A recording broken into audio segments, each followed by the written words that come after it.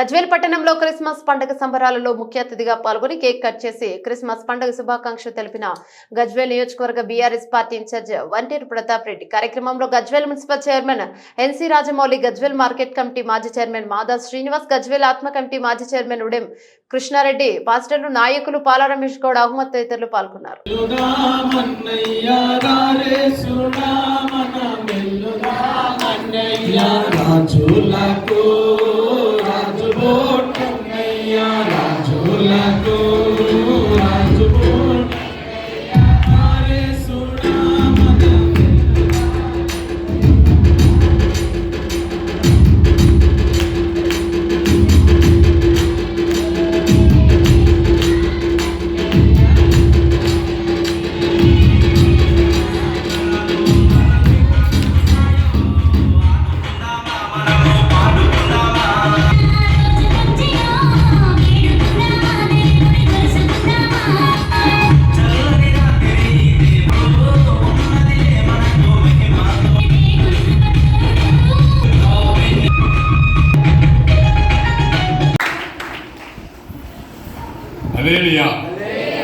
చాలా సంతోషంగా ఈరోజు ఇక్కడ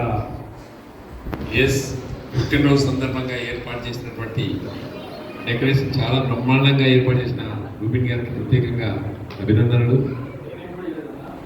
ప్రత్యేకంగా అభినందన తెలియజేస్తాను. స్టీవెన్ గారు, మిత్రుడు శ్రీనివాస్ గారు, మిత్రుడు చైర్మన్ రాజమౌళి గారు, మిత్రుడు కృష్ణారెడ్డి గారు, మరి యేసు బిడ్డలమైన మనందరికీ పేరు పేరున క్రిస్మస్ శుభాకాంక్షలు తెలియజేస్తాం.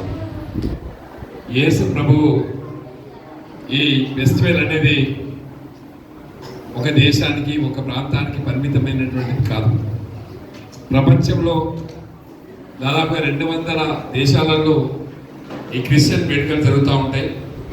మరి యేసు ప్రభు ఇచ్చినటువంటి ఆదేశానుసారం, యేసు ప్రభు సూచించినటువంటి సూచనల ప్రకారం మనమందరం కూడా ఈరోజు ప్రపంచవ్యాప్తంగా జరుగుతున్నటువంటి వేడుకల్లో మనం కూడా ఇక్కడ మన గజ్వేల్ నియోజకవర్గంలో మరి మన కేసీఆర్ గారు ఇచ్చినటువంటి భవనంలో మీ అందరికీ శుభాకాంక్షలు తెలియాల్సినటువంటి సందర్భం రావడం చాలా సంతోషంగా ఉంది. గతంలో కేసీఆర్ గారు క్రిస్టియన్ ఫెస్టివల్ వచ్చిందంటే అందరికీ కానుక ఇచ్చేది. మరి ఈసారి వచ్చిందో లేదో తెలియదు, కానీ ప్రతి సంవత్సరం కూడా మరి క్రిస్టియన్ సోదరి మనందరూ కూడా ఒక రకమైనటువంటి ఎంకరేజ్మెంట్ కేసీఆర్ గారు ఇచ్చేవాళ్ళు. మరి క్రిస్టియన్ సోదరులందరికీ, సోదరిమణులందరూ కూడా ఒక మంచి ఫెస్టివల్ జరుపుకోవడానికి ఈ ఫెస్టివల్ని రాష్ట్ర వ్యాప్తంగా కూడా ఒక పండుగ వాతావరణం జరుపుకోవడానికి గతంలో కేసీఆర్ గారు ఏర్పాటు చేశారు. దానిలో భాగంగా ఈ రోజు కూడా జరుపుకుంటున్నందుకు మీ అందరికీ ప్రత్యేకమైనటువంటి ధన్యవాదాలు, కృతజ్ఞతలు తెలియజేస్తా ఉన్నాం. ముఖ్యంగా యేసు ప్రభు ఆయన యొక్క సూచనలు, ఆయన యొక్క ఆలోచనలు ఈ సమాజంలో మార్పు తీసుకురావాలన్నటువంటి ఆలోచననే యేసు ప్రభు.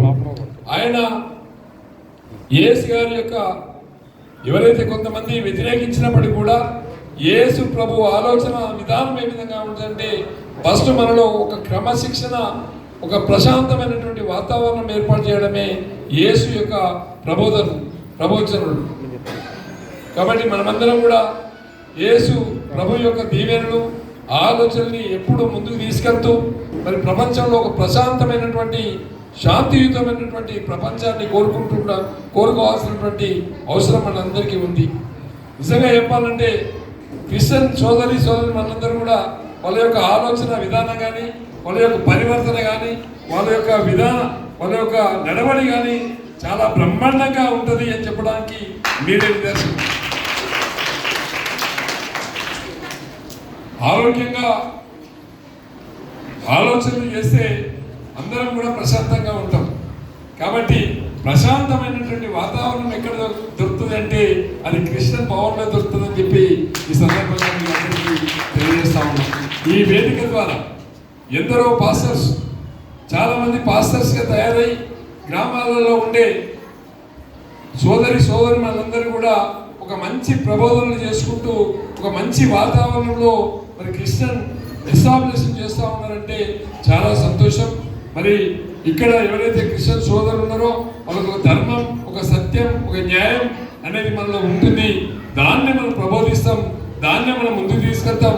అదే ఈ సమాజానికి చాలా ఉపయోగపడుతుందని చెప్పి ఈ సందర్భంగా తెలియజేస్తూ మరి అందరూ కూడా ఈ సందర్భంగా మరి గ్రీటింగ్ తెలియజేస్తూ మీ అందరికీ ప్రత్యేకంగా శుభాకాంక్షలు, ధన్యవాదాలు.